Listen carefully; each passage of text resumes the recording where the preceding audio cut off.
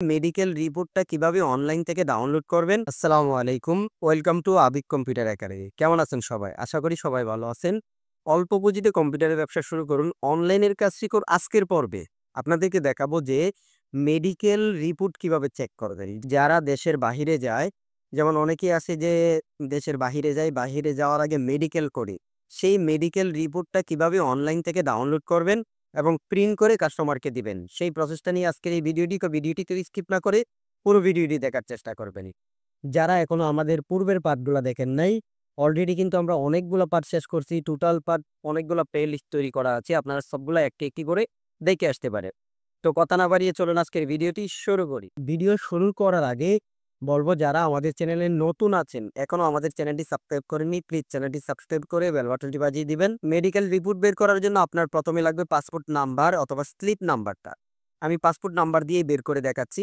প্রথমে আপনারা ব্রাউজারে আসবেন, ব্রাউজারে এসে লিখবেন মেডিকেল রিপোর্ট চেক।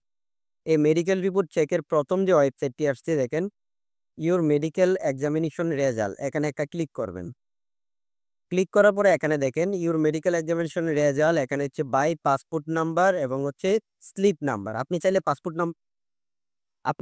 পাসপোর্ট নাম্বারটা দিয়েও দেখতে পারতেছেন, আবার স্লিপ নাম্বারটা দিয়েও দেখতে পারতেছেন। তো আমি পাসপোর্ট নাম্বার দিয়ে চেক করবো, এই জন্য এখানে পাসপোর্ট নাম্বার দেব। এই পাসপোর্ট নাম্বারটা দেওয়ার পরে এখানে ন্যাশনালিটি, এখানে আপনি বাংলাদেশি দিয়ে দিবেন। দিয়ে দেওয়ার পরে এই যে চেক চেক দেওয়ার যে অপশনটা আছে, এই চেকে একটা ক্লিক করবেন।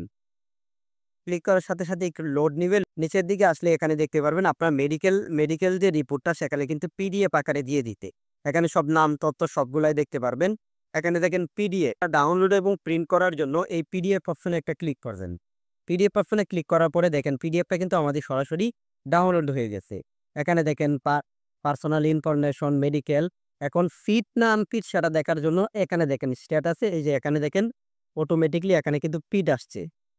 তো পিট না আনপিট এটা দেখতে পারবেন সেটা। আনপিট হলে এখানে আনপিট আসবে, পিট হলে পিট আসবে। তো আশা করি বুঝতে পারছেন। এভাবেই আপনারা খুব অল্প সময়ের মধ্যে সহজেই কিন্তু মেডিকেল রিপোর্টটি বের করতে পারবেন। এটাকে প্রিন্ট করার জন্য আপনারা যেটা করবেন, কাস্টম প্রিন্ট করার জন্য আপনারা Ctrl+P-তে ক্লিক করবেন। পিতে ক্লিক করার পরে এখান থেকে আপনার প্রিন্টারটা সিলেক্ট করবেন। প্রিন্টার সিলেক্ট করে আপনারা প্রিন্টে যদি ক্লিক করেন, এটা সরাসরি প্রিন্ট হয়ে যাবে। আশা করি বুঝতে পারছেন। কেউ যদি না বুঝে থাকেন কমেন্ট বক্সে কমেন্ট করতে পারেন। এখনো যারা অল্প পুঁজিতে কম্পিউটার ব্যবসা শুরু করুন, প্লে লিস্টটা এখনো যারা কমপ্লিট করতে পারেন নাই, আমার ভিডিওর ডেসক্রিপশন বক্সে প্লে লিস্টের লিঙ্ক দেওয়া আছে, সেখানে ঢুকে সবগুলা কোর্স কিন্তু একসাথে করে নিতে পারবেন। যদি আপনার মনে হয় ভিডিওটি উপকারী দরকারি, আপনার যদি উপকার না হয়, তাহলে আপনার মাধ্যমে কোনো একটা মানুষের উপকার হয়, তো কষ্ট করে একটু শেয়ার করে দিবেন। তো আজকের মতন বিদায় নিচ্ছি এখানেই। দেখা হচ্ছে পরবর্তী কোনো টিউটোরিয়ালে। সবাই ভালো থাকবেন, সুস্থ থাকবেন। আসসালামু আলাইকুম ওয়া রাহমাতুল্লাহি ওয়া বারাকাতুহু।